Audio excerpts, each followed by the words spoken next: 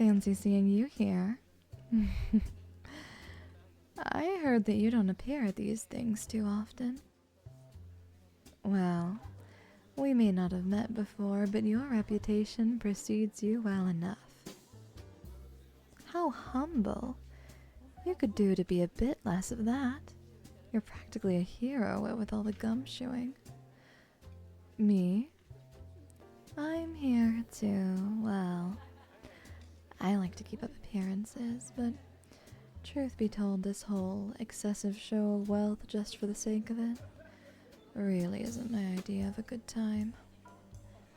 I suppose I'll just prop the walls up alone, wallflower my way through the rest of the night's festivities. Alone as always, unless I find myself in good company, of course. So, what say you, mysterious, dark, and handsome? Surely you'll give me a little attention, right? That's what I like to hear. Well, since we'll be spending more time together, let's get to know one another better. We're stuck here a little longer either way. The host of this particular event, over there. Yeah, the excessively loud one with the misplaced bravado. Him. He has a knack for dragging these parties out way too long. If you ask me, I think he likes the sound of his own voice far too much. At least it allows us good times and good conversation, though. Silver linings, don't you think?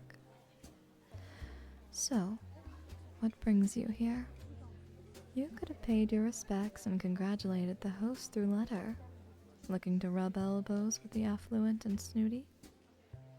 Or are you looking for something? Perhaps even someone? On a case? No, of course not. I don't mean to pry. Just trying to mingle.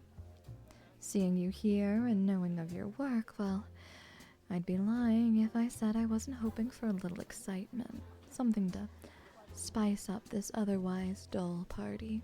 A caper, trail maybe. Well, if you won't tell me why you're here, can you at least tell me how you spend your time when you're not here? Really? Are you intending to make me beg? Humor me. I know you're here. I know your work. Let me know something about you. There's not much to say. Workaholic much? You're more than just your work, aren't you? Okay. Well, if not that, then who do you come home to? Oh, really? There's no one else in the picture.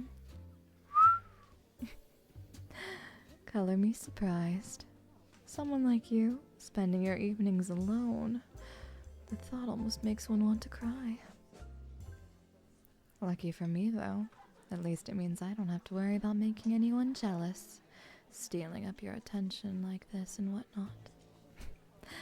Glad to know I'm not intruding too terribly. After all, even if I were, truth be told, I couldn't muster the strength to care too much. You want to know about me? Well, I suppose it's only fair. Though I'm not sure there's too much to say. Yeah, give me a light, would you? Well, when I'm here, I'm an artist of sorts. Yes, not quite the starving artist image, I'd imagine, but thanks to many evenings spent at events like this, I'm in a better financial state. A few more hours, and people will be into their cups likely enough to open their pocketbooks. Don't look at me like that. You'll make me blush. Look, they're patrons of the arts. It's something noble they can brag about in the morning, and I get to continue my work. Win-win. Okay. If it makes you feel better, I won't part any one of their cash tonight. Given You instead give me your time. You're not the only one who can make bargains around here. So, what says it? I really enjoyed our chat, and I want to see more sides of you than just the calm and collected exterior you're used to showing. Okay, well, there's a little place just upstairs. We could have a more genuine conversation there. Less prying eyes, maybe just you and me. I'm sure I can muster up a bottle of whiskey or maybe a nice fine brandy from the bar. Set of glasses, of course. How's that sound? If that's not your fancy, we can always just find water. Now that's what I like to hear. I'll meet you there. You know better than to keep a lady waiting, don't you? I'd hate to be left all alone. I'm glad to hear it. Good. See you soon.